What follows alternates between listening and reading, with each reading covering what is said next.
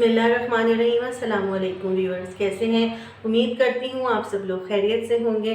तो आप ये देख रहे होंगे सारे इंग्रेडिएंट्स। तो आज मैं बनाने जा रही हूँ बट कढ़ाई। बट कढ़ाई की मैं आपको दूंगी बहुत ही इजी और ओरिजिनल रेसिपी। जायके में ये बट कढ़ाई से कम नहीं होगी। आप मेरी इस रेसिपी को ज़रूर ट्राई करिए। तो ये देखिए 1.25 किलो मुर्गी मैंने ली है। 1.25 किलो मुर्गी ली है तो उसके हिसाब से मैंने लिए हैं ये 4 टमाटर, 2 प्याज मीडियम, हरा धनिया, हरी मिर्चें। ये मैं गार्निश के लिए मैंने ली है। अदरक का एक टुकड़ा लिया है।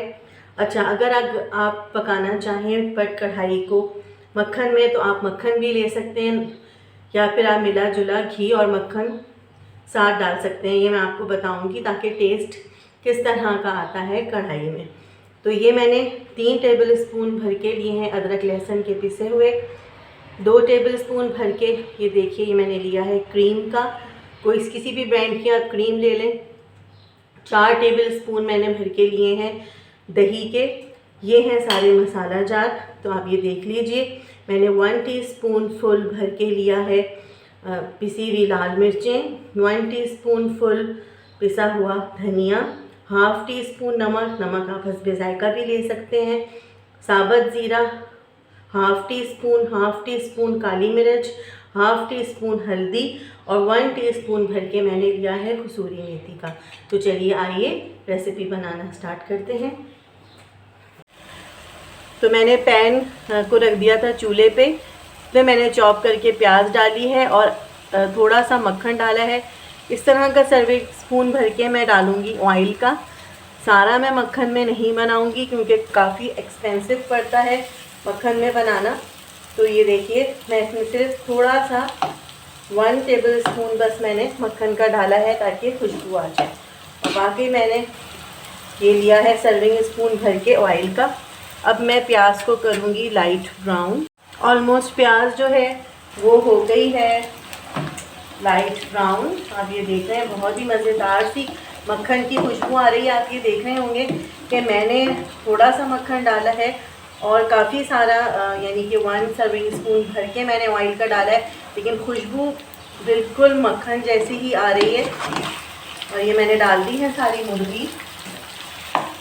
मुर्गी को आप धोकर छलने में रखें और इससे ये होगा कि मुर्गी का सारा पानी निकल जाता है।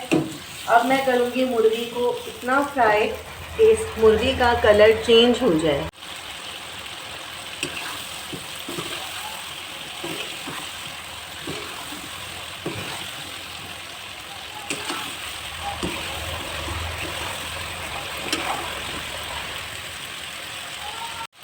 चिकन का कलर जो है वो चेंज हो गया है।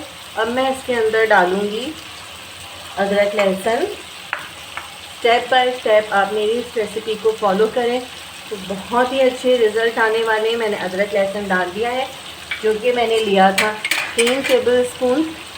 अब इसको अच्छे से अदरक लहसुन के साथ फ्राई करना है सिर्फ 2 मिनट के लिए। इस तरह से आप हल्का सा चमचा चला दें। इस तरह से बहुत ही अच्छे से ग्रेवी भी आती है और टेस्ट भी बहुत अच्छा आता है। आपने देखा होगा कि मैंने प्याज को पीसा नहीं। अक्सर लोग कढ़ाई में प्याज को पीसते हैं, टमाटर का छिलका उतारते हैं। मैंने टमाटर का भी छिलका नहीं उतारा क्योंकि अब जिस तरह से मैंने कटिंग की है टमाटर की, मैं आपको दिखाऊंगी कि मैंने कैसे टमाटरों की कटिंग की है। तो ये देखिए अदरक लहसुन के साथ चिकन फ्राई हो रही है।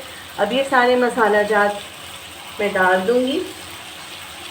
अब फिर से दोबारा से चमचा घुमाना है, अच्छे से मिक्स करना है ताकि मसाले भी अच्छे से फ्राई होना शुरू हो जाए।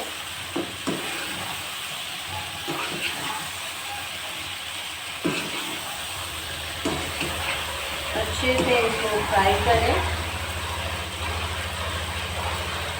मसाले और चिकन अच्छे से आप ये देख रहे होंगे कि फ्राई हो गया है। अब ये देखिए मैंने टमाटर किस तरह से चॉप किए हैं।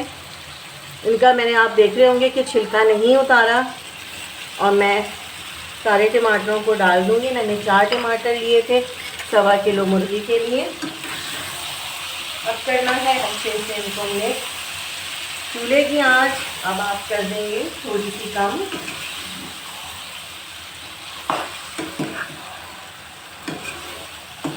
हल्की आंच करके बस मैं बनाऊंगी इसको कवर करके तकरीबन 3 से 4 मिनट के लिए।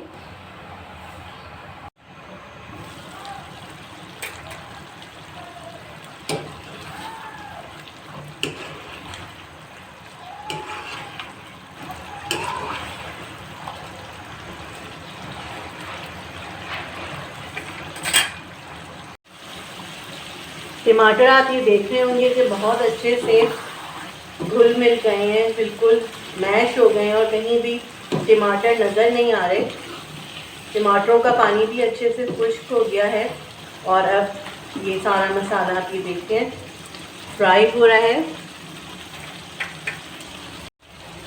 दही मैंने लिया था, ये सारा मैं इसमें डाल दूँगी और क्रीम, ये देखिए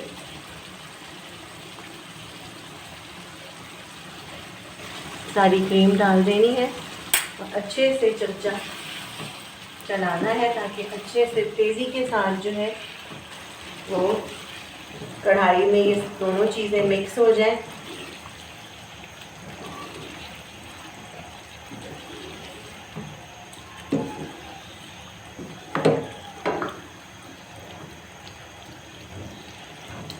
मैंने डाल दिया है दही और क्रीम।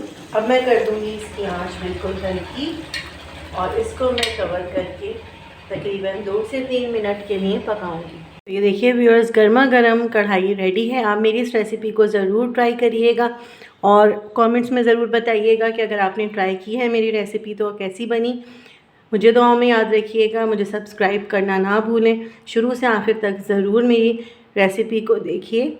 मुझे इजाज़त दीजिए, अल्लाह हाफ़िज़।